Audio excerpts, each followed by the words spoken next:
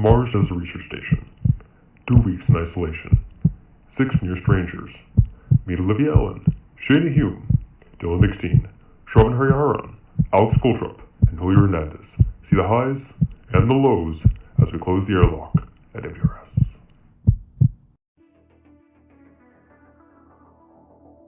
I would say it's going pretty well so far. I have been particularly impressed with our crew's cooperation and problem-solving abilities. We have had not one, not two, not three, multiple anomalies where the situation just unfolded in a way completely different than what we anticipated and prepped for. And I have been very impressed with our ability to work through those with maturity and wisdom. I was pretty surprised by how physically demanding our extravehicular activities have been. I got back from a 3-hour EVA this morning completely out of breath, and it wasn't just because of the altitude. I used to compete on the US rowing women's national team, which is a very demanding sport from an endurance perspective. But even though they are exhausting, it's pretty cool to see the level of fidelity that these EVAs are adding to our analog experience. We know from 20 years of astronauts living and working on the International Space Station that EVAs push them to their limits. And the astronaut program selects in for physical fitness. So it's really cool that MDRS has made it possible for us to experience that same level of fatigue while we're on the job. I think I'm performing pretty well as can be expected. In addition to my personal research project, I do have 3 other projects for external PIs.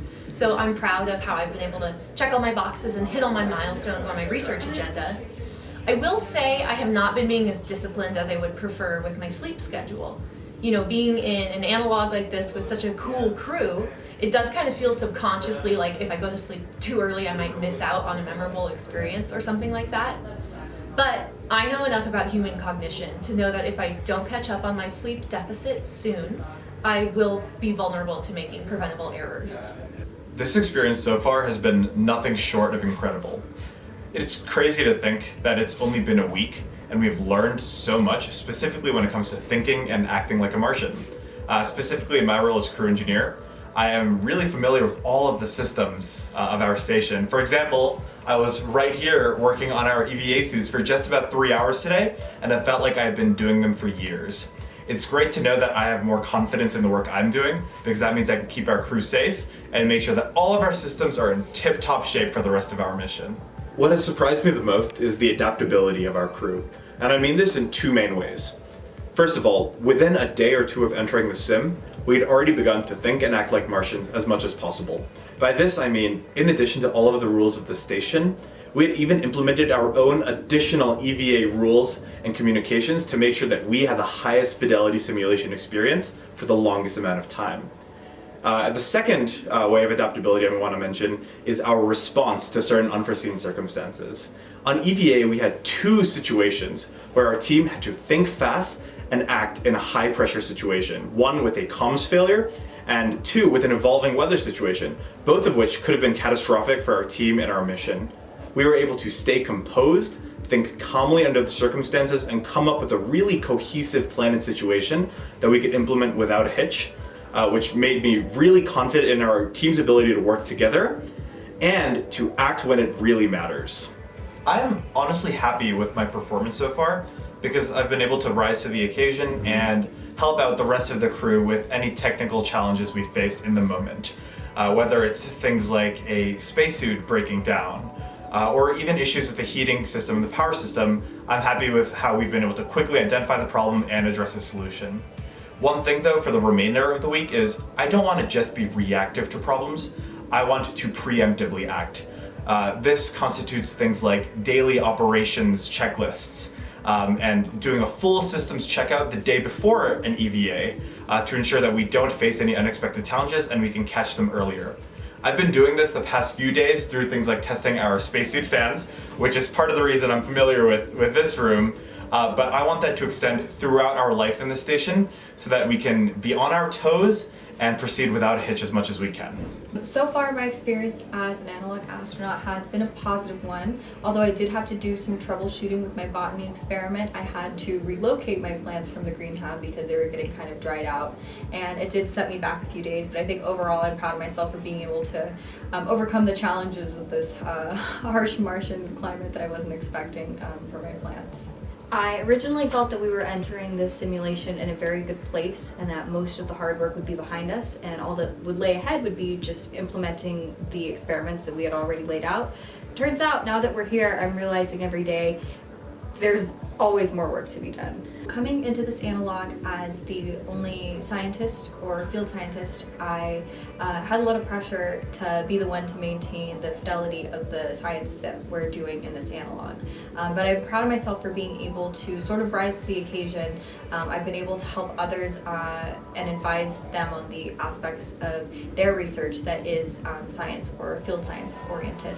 Let me tell you, I'm thriving here. I'm really enjoying being here at MDRS. There's been challenges every day that I've had to overcome, in particular working within the green hab. It's been a little bit too hot in there, so I've had to adjust my watering schedule, but now my plants are thriving as much as I am. Additionally, cooking with dehydrated food has been really rewarding because I've had to learn how to change my cooking style and also adjust the way that I actually cook food. What has surprised me is how much the global pandemic had prepared me for living in isolation. Being here at MDRS in a remote area has not really been that hard of an adjustment for myself. I've actually been thriving in this environment and learning how to live and work. I think I'm doing pretty well. I think I'm meeting the expectations of my crew and more importantly the expectations upon myself.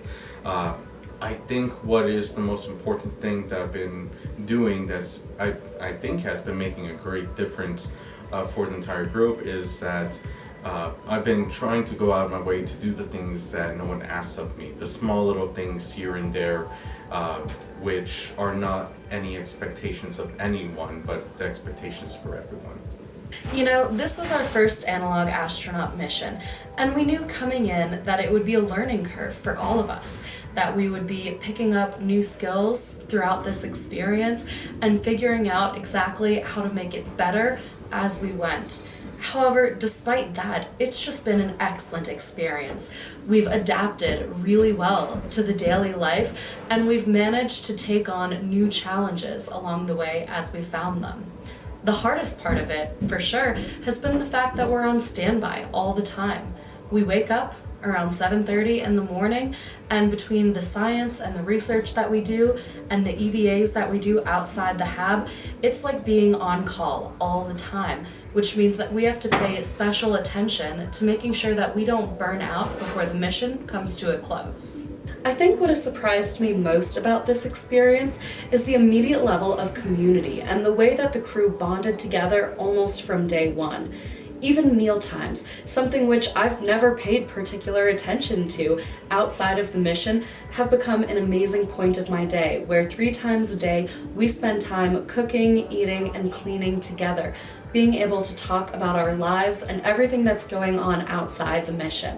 It's an incredible experience because not only are we getting to work and learn how to be astronauts and learn the skills that we need to be better field scientists, but we are also getting to know each other and creating a community that we know we can rely on. Prior to this mission, the role of Executive Officer, or XO, hadn't been particularly well defined to me. All I knew was that being the XO meant that I had to fill in wherever the crew and the commander needed me in order to make sure that every day was better than the one before.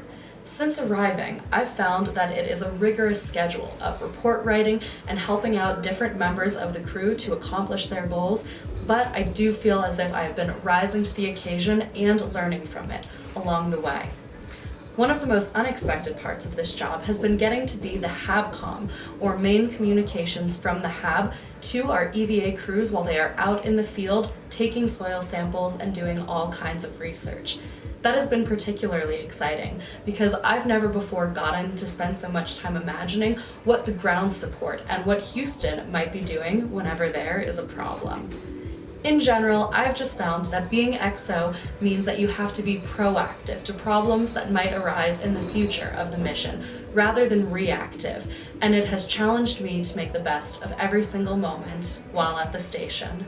With us being halfway through the mission, now is a great time for us to evaluate how we're doing. There have been several things that have surprised us, and there have been several things that have not gone right, but we've been able to troubleshoot as a team, and we've been able to come to a solution that has worked, and I'm very proud of our team for that. The Martian Research Station has been an incredible opportunity for us, and we're making the most of it.